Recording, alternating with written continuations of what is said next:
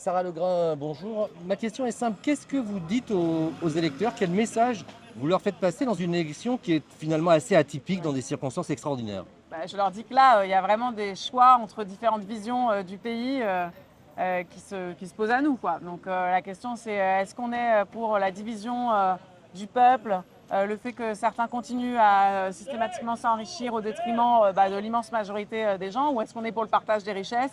Est-ce qu'on est pour vivre ensemble et pour arrêter de monter les gens les uns contre les autres?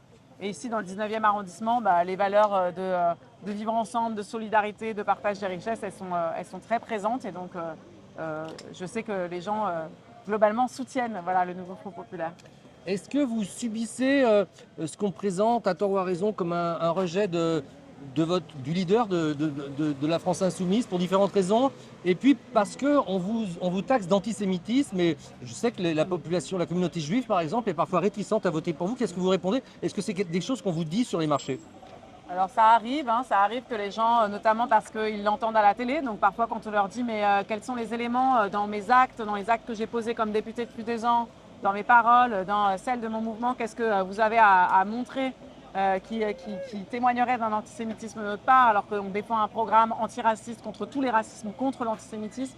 Et puis en général, les gens, c'est plutôt qu'ils ont entendu ce genre de choses dans les médias et ne savent pas forcément sur quoi ça s'appuie. Donc évidemment, on prend le temps d'échanger. Je leur dis aussi à quel point ça me heurte, moi, de pouvoir être taxé d'antisémite, parce qu'il n'y a absolument rien dans mes engagements, dans mes combats, dans le programme que je porte, dans les paroles que j'ai, qui prête à confusion sur ce thème-là. Et je dis qu'on doit pouvoir prôner la paix en Palestine sans être taxé d'antisémite. On doit pouvoir dire qu'on est en désaccord avec Netanyahou sans que ce soit vu comme une attaque contre les Juifs, parce qu'ils n'ont absolument rien à voir avec la politique menée par le gouvernement d'extrême droite d'Israël. François-Marie Lié, vous êtes candidat dans la 15e circonscription pour LR. On est sur le marché Belgrand ce matin. Qu'est-ce que vous dites aux électeurs? Quels sont pour vous les enjeux de ce scrutin très atypique? Les enjeux, ils sont assez simples. Je crois que la situation du pays est quand même assez préoccupante. La décision du président de la République qui lui appartient, que je ne suis pas en train de contredire, mais en tout cas met les Français dans une inquiétude et dans des peurs qui sont prégnantes dans toutes les discussions que je peux avoir avec les habitants sur le marché. Donc c'est un sentiment de peur en fait que je ressens chez les électeurs. Moi j'essaie de leur rassurer en leur disant que je suis un élu engagé depuis 4 ans à leur côté, un élu de terrain, responsable. Le message c'est de leur dire que voilà, il y a des élus qui sont là pour faire front face au nouveau Front populaire qui évidemment est une alliance assez ahurissante du NPA à François Hollande. Merci beaucoup. Et justement, dernière question, vous êtes élu du 20e arrondissement de Paris, conseiller de Paris, conseiller métropolitain. Pour vous, il y a un enjeu aussi parisien à travers ces élections? Il y a toujours un enjeu parisien. Moi, c'est mon combat depuis 2020, c'est gagner la ville en 2026. On n'est pas arrivé en 2020 pour beaucoup de raisons, la Covid et puis beaucoup d'autres choses aussi. Il faut pas. La gauche a su se mobiliser, elle sait se mobiliser. Je crois que nous, en tout cas la droite et le centre, nous devrons nous mobiliser absolument, nous réunir très certainement pour pouvoir gagner. En tout cas, moi, depuis 4 ans, je démontre que je suis dans l'action pour le 20e arrondissement, entouré d'un groupe d'élus d'expérience. On essaie d'apporter des solutions très concrètes aux Parisiens depuis 4 ans et tout ça, ça se préparera évidemment dès la rentrée après les Jeux Olympiques. Madame Chikirou, bonjour. Bonjour. Vous êtes candidate dans ces élections assez extraordinaires dans la 6e circonscription, donc le sud du 20e arrondissement. Pouvez-vous nous dire quel est le message essentiel que vous faites passer aux électeurs et qu'est-ce que vous entendez d'inquiétude ou d'espoir? C'est plutôt eux, ce sont les électeurs qui nous font passer un message essentiel. Ils nous disent qu'il faut battre l'extrême droite dans Paris, dans le Paris de Ménilmontant, de Belleville, Amandier, Oberkampf. Ce que veulent les électeurs, c'est nous donner de la force, suffisamment de force à nous, les candidats et futurs députés du nouveau Front populaire, pour faire face à l'extrême droite dans le pays et les empêcher de gouverner. Donc nous, ce qu'on répond à cette attente populaire, à cette pression même populaire, c'est qu'on doit être à la hauteur. C'est d'ailleurs pour ça qu'on a fait le nouveau Front populaire. On l'a fait parce qu'on doit absolument empêcher l'extrême droite d'arriver au pouvoir. Le deuxième message que moi j'ai envie qu'on fasse passer dans cette élection, c'est que nous sommes prêts aussi à changer réellement les choses.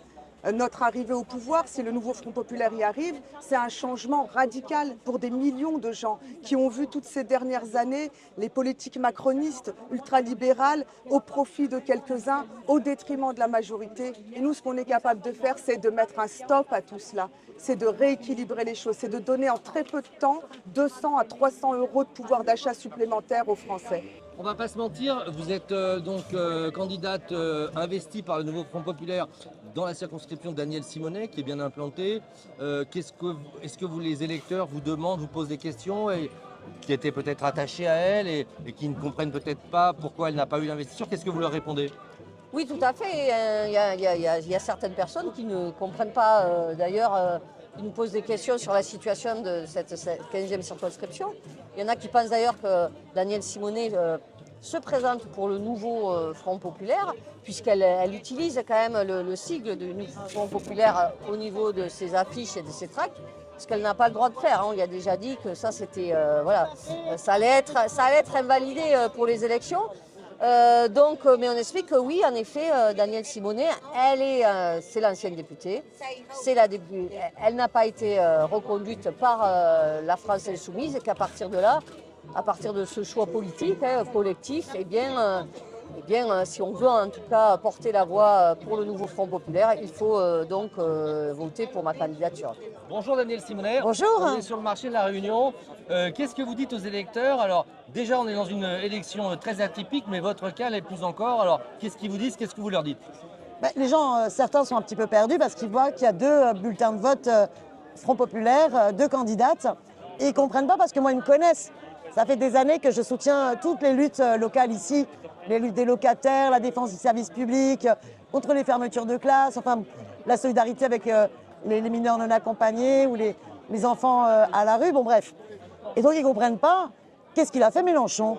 Alors, mais qu'est-ce qu'il vous a fait Mélenchon? Donc je suis obligée d'expliquer, bah oui, c'est triste à dire, mais Mélenchon et la direction de la France Insoumise ont décidé de ne pas reconduire 5 députés sortants, dont mon camarade Alexis Corbière, ma camarade Raquel Garrido et moi-même, mais parce qu'en interne, on demandait plus de démocratie et une stratégie moins clivante, moins solitaire, et on estimait qu'il fallait que la France Insoumise soit la colonne vertébrale d'une unité avec les autres forces de gauche sur un programme de rupture pour lutter contre l'extrême droite. Et c'est au moment où cette stratégie se réalise avec le Front populaire que Mélenchon purge, parce que sans doute il nous trouve trop proches de Clémentine Autain et de François Ruffin. Et finalement, les gens ils se disent bien, vous on vous connaît, on sait que vous allez toujours défendre le même programme, celui du Front populaire, et que vous êtes là à nos côtés alors que l'autre on ne la connaît pas. Alors l'autre que je viens d'interviewer, elle dit que votre élection va être invalidée parce que vous usurpez l'appellation Nouveau Front populaire. Qu'est-ce que vous lui répondez? Écoutez, elle se situe sur le terrain juridique. Moi, je me situe sur le terrain politique. Vous savez, la démarche du Front populaire, ça doit être une démarche. Si Bardella a le pouvoir, il va falloir une résistance de dingue dans nos quartiers. Si c'est la crise institutionnelle et qu'il n'y a aucune majorité qui se dégage, il faudra une résistance de dingue dans nos quartiers. Si c'est un gouvernement Front populaire, il faudra le soutenir et l'encourager. Il faudra une mobilisation de dingue dans notre quartier. Qui est en capacité de pouvoir fédérer toutes celles et ceux en capacité de résister? Celle qui a déjà soutenu tous ces combats. Moi, je suis soutenue par toutes les forces politiques du Front populaire, sauf la France Insoumise. Je n'ai pas mis le logo France Insoumise, mais les 3/4 des militants France Insoumise sont avec moi. Voilà. Tout simplement, quel est le message que vous faites passer aux électeurs que vous croisez dans la rue et qu'est-ce qu'ils vous disent? Écoutez, moi je présente une candidature d'abord ancrée dans un territoire, le 17e arrondissement, dont je suis le maire depuis 2017. Je suis porteur aussi évidemment des valeurs républicaines de la droite, qui est indépendante, qui aujourd'hui a comme priorité la sécurité, qui a comme priorité la relance de l'économie et qui a comme priorité le pouvoir d'achat. Voilà les grands axes de la campagne qu'on porte au niveau national. Mais au niveau local, c'est aussi un enjeu pour nous de dire qu'il faut des députés qui sont issus des territoires. On voit des spectacles à l'Assemblée nationale qui ne sont pas à la hauteur des enjeux auxquels le pays doit répondre. Il y a beaucoup de défis et on voit beaucoup de show, beaucoup de communication et peu d'action. C'est pour ça que les Français se détournent aussi de la politique et en tout cas vont chercher les extrêmes. Je crois qu'il faut retrouver une droite républicaine qui porte un projet avec des élus ancrés sur les territoires, qui ne vont pas partir au lendemain de l'élection et qui seront toujours là toutes les semaines sur le marché pour répondre aux aspirations en matière fiscale, en matière, je l'ai dit, de sécurité, en matière aussi, il faut bien le dire, de déficit public et de gestion de la dépense publique. Alors, il y a un enjeu aussi pour Paris, c'est d'avoir des députés qui défendent l'organisation parisienne beaucoup plus déconcentrée, décentralisée vers les maires d'arrondissement. J'ai cette expérience-là et c'est ce que je veux aussi porter. Davantage de pouvoir d'agir donné aux maires en matière de logement social, en matière de voirie, en matière de propreté, en matière de sécurité, notamment la police municipale parisienne. Demain, élu au Parlement, Geoffroy Boulard, vous intégrez quel groupe? Vous avez été parmi les premiers à suspendre votre adhésion à LR après les déclarations de Ciotti favorables à un accord avec le Rassemblement national. Demain, vous êtes prêt à faire un pôle centriste avec la majorité présidentielle à l'Assemblée? On verra combien d'élus républicains seront élus. Moi, ma formation politique, c'est les républicains. Je n'ai pas varié. Je crois que en politique, la constance, être fidèle à ses valeurs, même si les familles politiques ont parfois des moments difficiles, on en a vécu encore un récemment, il faut garder le cap. On est issu d'une tradition gaulliste qui s'est élargie aux démocrates chrétiens, qui s'est élargie aux libéraux à la création de l'UMP. Moi, je crois à cette grande formation de la droite républicaine, comme on l'a en Allemagne, comme on l'a en Espagne. Et on est aujourd'hui l'avant-garde de ce qui sera la majorité de demain. Alors aujourd'hui, on a la capacité de réunir un groupe républicain totalement indépendant et qui votera ce qui est bon pour le pays et qui s'opposera à ce qui n'est pas bon pour le pays. Bonjour Monsieur Véron. Bonjour. On est sur le marché de la Bastille. Vous êtes candidat dans la 7e circonscription. Ma question est simple. Qu'est-ce que vous dites aux électeurs? Quels sont pour vous les enjeux de ce scrutin qui est totalement atypique dans un contexte extraordinaire? Il y a un enjeu de forme et un enjeu de fond. L'enjeu de forme, c'est que le champ républicain doit se recomposer avec un pôle centre-gauche et un pôle de droite. Je ne suis pas extrême, je suis un républicain canal historique, avec Nouvelle Énergie de David Lisnard d'ailleurs, et moi je veux constituer et défendre les valeurs de cette droite républicaine. Ça, c'est un sujet de forme qui n'est pas léger, qui est à mon avis très important pour l'avenir de la politique française.